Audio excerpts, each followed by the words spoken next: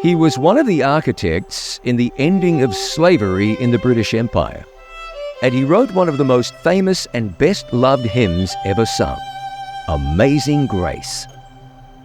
His life story is fascinating, barely believable. He is, without exaggeration, one of history's greatest figures, a towering giant within Christianity, whose influence and accomplishments changed the world. His name was John Newton.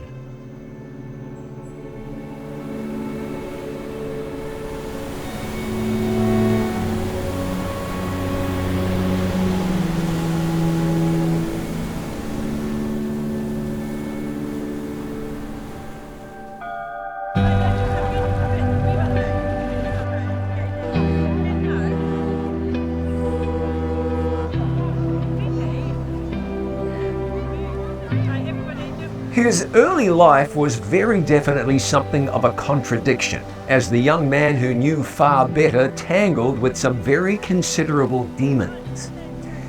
Yet somehow he went on to become the greatest preacher of his time and one of the best known men in all of Great Britain.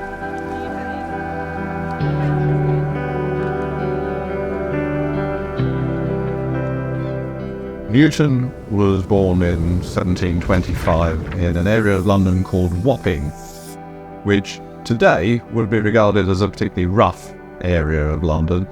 In those days, it was a very mixed area, so you had sea captains living there as well as rough sailors from all over the world. The early 1700s was a time of hard living and harsh justice. Convicted pirates and mutineers were brought here to Wapping to be hanged for their misdeeds. Their bodies often left on display for days as a warning against lawlessness. The infamous hanging Judge Jeffreys used to drink right here in this pub, and it's said that pirates were hanged on gallows right behind the pub on the banks of the River Thames. In fact, just a month before John Newton was born in the year 1725, 6 pirates were hanged for their crimes. When Newton was born, King George I was on the throne, and the Church of England was the ruling church. Religion was very formal, and the church was really a political institution. He was taken to the chapel in Old Gravel Lane by his rather pious mother, but sadly she died when he was only 6 years old. He went to school a little bit on the site of what was the London Olympic Park in Stratford, but was taken off to sea by his father when he was 11. His father was a captain in the Mediterranean trade. Now, his father was austere, very distant, aloof, probably very much a product of his time. After the death of Mrs. Newton, the young boy was sent away to boarding school, where the headmaster was a cruel man. Newton would later write about the man's imprudent severity. His father remarried, and Newton became a very angry person. It definitely didn't look like his mother's hopes for her son would be fulfilled. With his mother dying, his father then married again very quickly afterwards. And I think there was a little bit of a bust-up within the family in that sense. So there was lack of control over him. Father had new children to worry about. He was sidelined a little bit, I think, at that point. So there was no one really looking after his moral well-being, if you like. The die was cast early. The young man had a temper and was prone to destructive antisocial behavior. Now, there was plenty in his life to make him bitter. At the ripe old age of 10, John Newton left school and went off to work. His father decided it was time for the boy to go to sea. It was inevitable, really, that he would end up at sea, as his father was a ship's captain and had high hopes that his son would follow in his steps. The younger Newton made his first voyage when he was just 11, sailing to Spain. But in what would be a pattern for much of the next 15 years or so, Once the ship arrived in Spain, Newton walked off the job. Well, we've only got Newton's word for how bad he actually was. He certainly lost any religion that he had when he was with his mother. So he became effectively an atheist. He called himself an infidel. So when he finally found religion, he referred to himself as no longer an infidel. When he was 19, he was press-ganged. In those days, the Royal Navy had the authority to essentially kidnap able-bodied men and force them to serve on board warships. That's what happened to Newton. And 5 weeks later, England was at war with France. Fortunately for Newton, his father intervened and he was promoted. But his attitude was so bad, and his treatment of other people so harsh, he was hated. He certainly indulged in all sorts of nefarious activities in his younger days, and he was particularly bad as a subordinate. So he would wind up his captains and superiors in the ships to such an extent that they were prepared to exchange him in later years with other ships. When his ship anchored ahead of a journey to Asia that would take him away from home for 5 long years, he got a day's leave and went to see the girl who had captured his heart. That girl was his cousin. At the time, she was only 13. He went back to the ship 10 days later. Desertion was punishable by death. Newton was publicly flogged with a cat of nine tails and his rank was lowered. He was bitterly angry, thought of killing the captain. He even thought of killing himself. In the fullness of time, he got out of the Navy, miraculously, and was employed on a trading ship. He found himself in Africa and got work on a slave ship. The next few years were a combination of sin, miracles, and to some degree or another, wrestling with conviction. While he was living on an island off the coast of Sierra Leone, the African wife of his slave trading employer kept him as a slave. He only survived because other slaves shared with him the little food that they had. When he was 20, his employer chained him to the deck of a ship for several days while they were at sea. Somehow, he managed to get out of there alive. Evidently, God had not forgotten the prayers of his praying mother.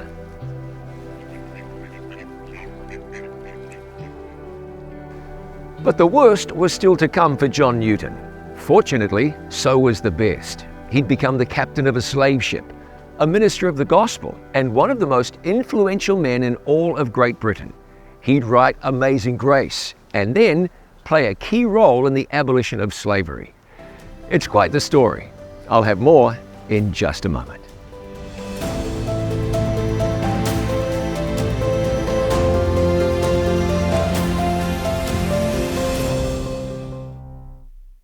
Temptation is a fact of life, but you can be successful when it comes near you. Be sure you get today's free offer, When the Lion Roars, and find out how you can successfally defeat temptation instead of being defeated by sin. To get your free copy of When the Lion Roars, call us on 800-253-3000. You can also visit us online, write to the address on your screen, or text FREE LION to 71392. Thank you for remembering that It Is Written exists because of the kindness of people just like you.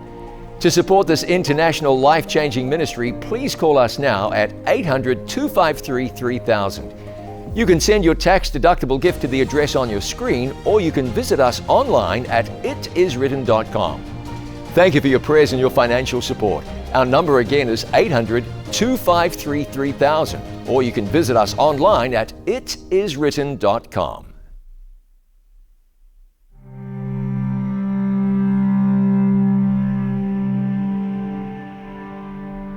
John Newton would become famous as the man who wrote Amazing Grace. But his journey from scoundrel to gospel minister and hymn writer, from outcast to pillar of society here in the village of Olney, would take a lot of twists and turns. He would come through many dangers, toils, and snares.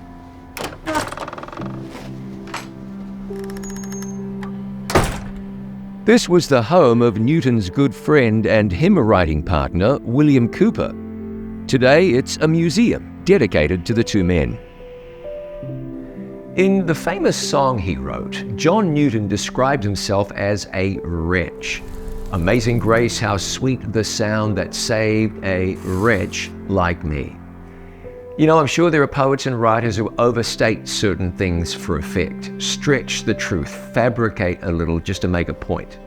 Here, John Newton did not. When he described himself as a wretch, he might even have been understating things. He was a drunk, a bad drunk. He got involved in witchcraft. He was promiscuous, even with a girl he loved and hoped to marry at home in England. And working on slave ships. There's no easy way to say this. It wasn't uncommon for the sailors on the ships to commit indignities against the female slaves. And Newton did. But what's fascinating is that God continued to work with John Newton, continued to call to him. Having got away from the terrible situation on the island off Sierra Leone, where he was essentially kept as a slave, he agreed to return to England when he was told there was an inheritance waiting for him. Well, there wasn't. It was a ploy by his father to get him home, although he almost never made it. He set sail for the UK in 1747 on a ship called the Greyhound, and he was reading anything that was available on the ship at the time. And one of the books on there was a book which is apparently one of the more popular books of the time, called The Imitation of Christ by Thomas Aquinas. So he's obviously starting to at least think around the subject. And then he was in a terrible storm. Someone was washed overseas and they came close to death. And this was the epiphany moment that set him in the direction that he headed. So that was his conversion moment. And he relapsed, by his own admission, a couple of times en route. And it was only after that time, of course, that he became a slave captain. It was in 1750 through to 1754 that he captained 3 voyages to the West Indies. And all the time his religious beliefs were evolving. In particular, he met a chap called Alexander Cluny in 1754 in St. Kitts. And he brought him up to date with the what was known as the Evangelical Revolution that was occurring at that time. And this helped him crystallize his thoughts on the subject. It's easy to wonder about Newton's blind spot, but every single person living in Great Britain at that time had precisely the same blind spot. The first time anyone really spoke out against slavery was 1758, when the Quakers protested against the system. Otherwise, simply wasn't an issue. Unless, of course, you were the one who was enslaved. Then it was a ghastly, hideous system. Well, he referred to it in the early days as being something of a genteel profession, believe it or not. It's amazing for us to consider that today. There were no anti-slavery movements. 1758 in the States, 1783 in Britain were the first dawnings of an abolitionist movement.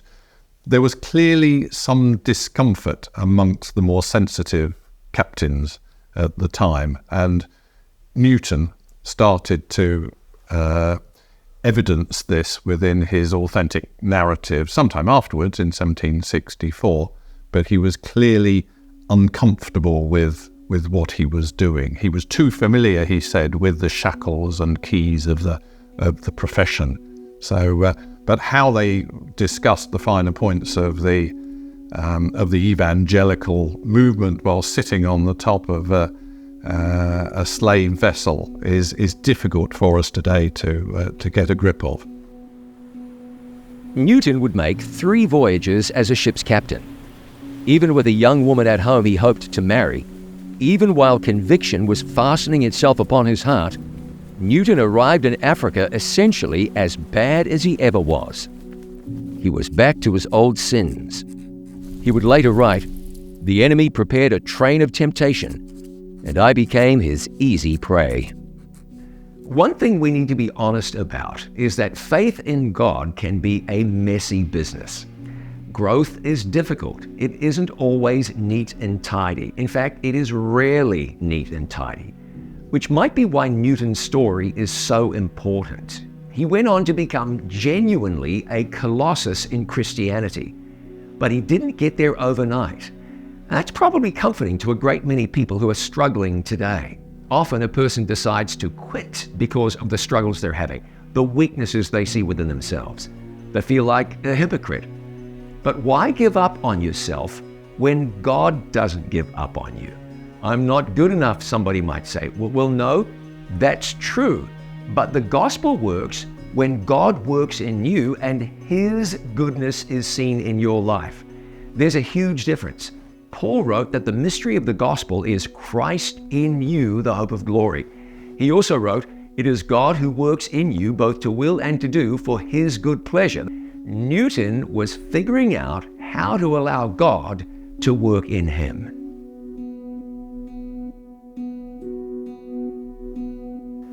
As he grew in grace, he realized he needed to take steps to curb his passions. So to do so, he became a vegetarian and drank nothing stronger than water.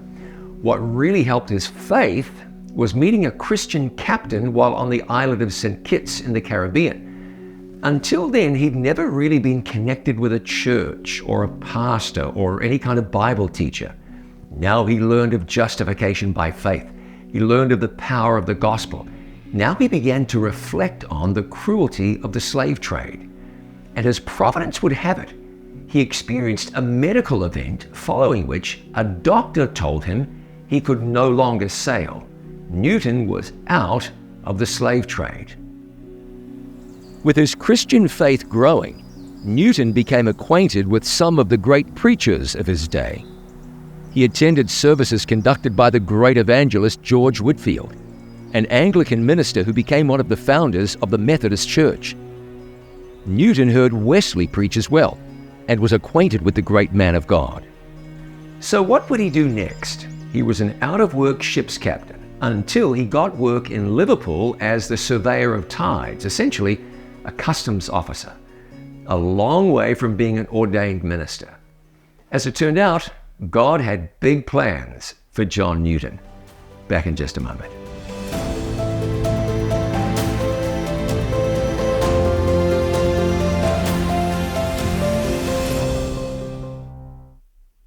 I'm in the Bahamas.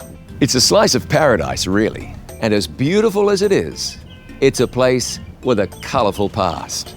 Once upon a time, the Bahamas was a haven for pirates. Blackbeard sailed these waters. Pirates lived, or live, outside the law. They are lawless. And the fact is, they were thieves, murderers. This isn't a game. We still see lawlessness today. The battle is real. Undoubtedly, you've experienced it. You might be caught in the middle of it now. Can you see yourself in that picture, doing the things that you know you should not? See yourself in that picture? You want a way out of lawlessness? You want a way out of slavery to the old life? Jesus is that way. Lawless. Watch now on It Is Written TV.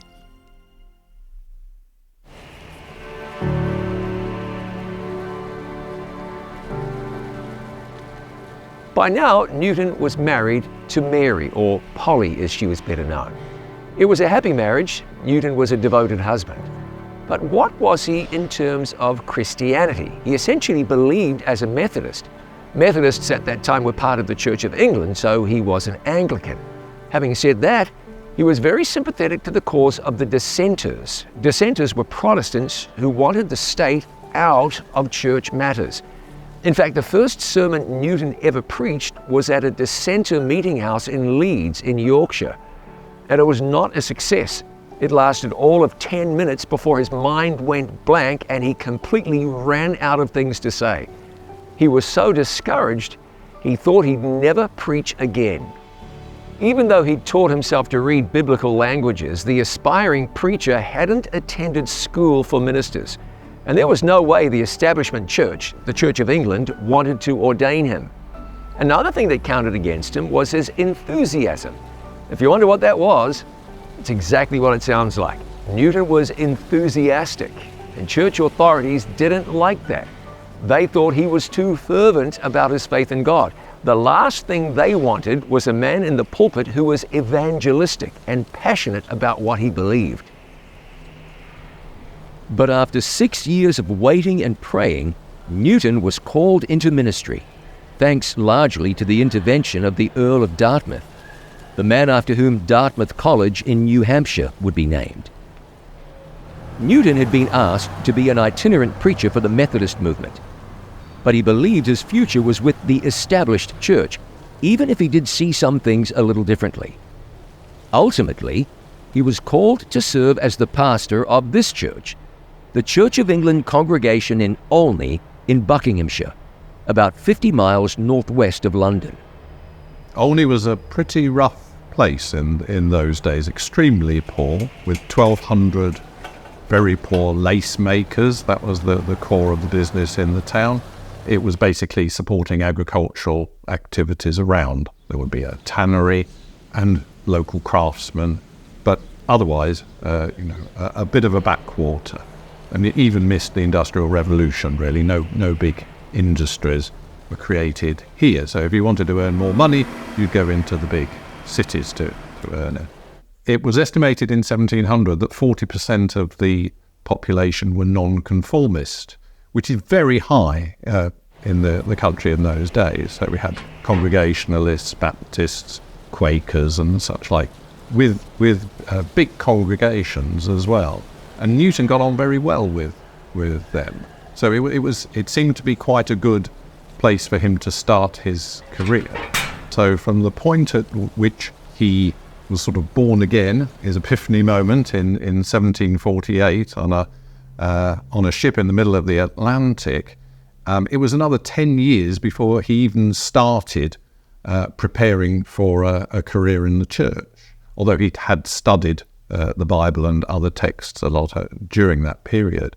And even then, it took another 7 years for him to find his position within the Anglican Church that he finally did.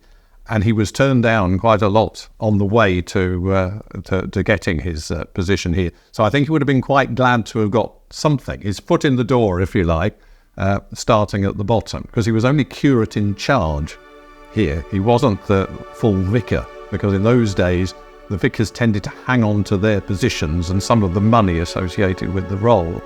So his predecessor had gone off but retained that position. It was here in Olney that John Newton would serve as the pastor of this church. And it's here that he wrote Amazing Grace, perhaps the best loved hymn in the English-speaking world. He wrote the song in the nearby vicarage. The hymn writer would also become a wildly successful author. The former slave trader would become an integral part in the abolition of slavery in the British Empire. Evidently, a person can change, like Manasseh in the Bible, or Solomon, or Samson, or David, or Saul, or James and John, who Jesus called the sons of thunder. John Newton had been a wretch, but grace saved and transformed him. But why him and not King Saul, or Achan, or Judas? The answer's simple. Newton surrendered. Perhaps the answer is in the song. 'Twas grace that taught my heart to fear, and grace my fears relieved. How precious did that grace appear, the hour I first believed.